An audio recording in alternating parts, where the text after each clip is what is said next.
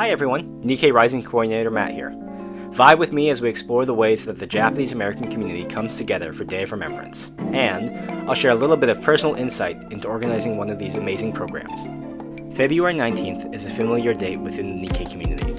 In 1942, it was the day when President Franklin D. Roosevelt signed Executive Order 9066, which led to the mass incarceration of over 125,000 Japanese and Japanese Americans along the West Coast. The first recognized Day of Remembrance program occurred on Thanksgiving 1978 in Seattle, Washington. It was organized by Frank Abe in response to S.I. Hayakawa's controversial opposition to redress.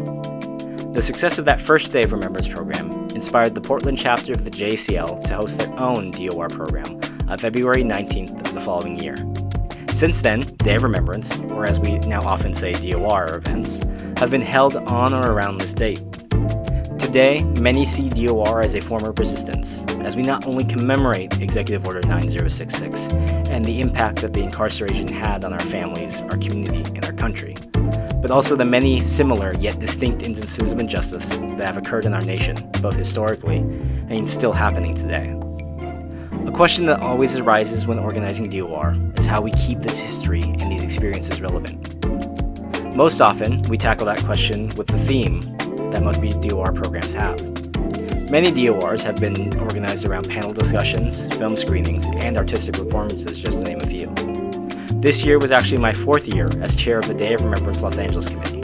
But for me, Day of Remembrance has always been a time to not only reflect, but to use our collective shared history to make change for the future, and to rally behind a common goal, whether it be something as broad as the belief of never again is now, or as specific as supporting community orgs in Little Tokyo.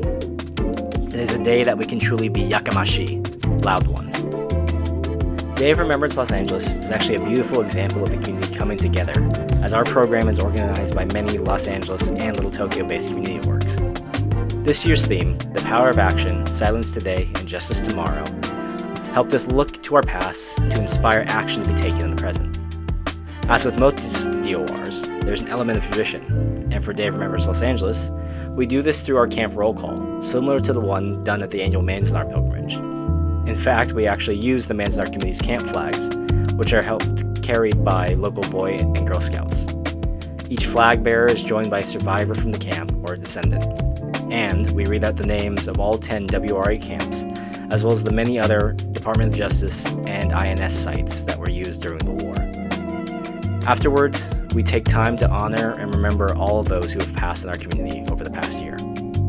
As for how we bring up the incarceration experience in relation to current events, this year we explored it through spoken word and performances. We started off with going across the generations, as we had a spoken word PSA read by 4th grader Lucas Morita. Then a group of community members, including myself, shared letters and memories of loved ones. In our letters, we expressed what remembrance meant to us, and especially in relation to the current political climate. As you may know, there's power in remembrance, as well as power in joy, and both are forms of resistance. Concluded our performance segment, where us organizers and attendees danced to Sakura Ondo together. And since the power of action was a focus of this year's program, we wanted to create a space for attendees to reflect and share what taking action looks like after they attended DOR. So we had attendees come together in small group discussions, where they could reflect on what they'd heard throughout the day, what they'd been thinking, and how they plan to act in the future. And we finally ended this year's program with our call to action, one that hopefully stuck with all the participants and motivated them to not be silent, to take action now and in the future. But thanks for vibing with me as I share a little bit about my latest experience with Day of Remembrance.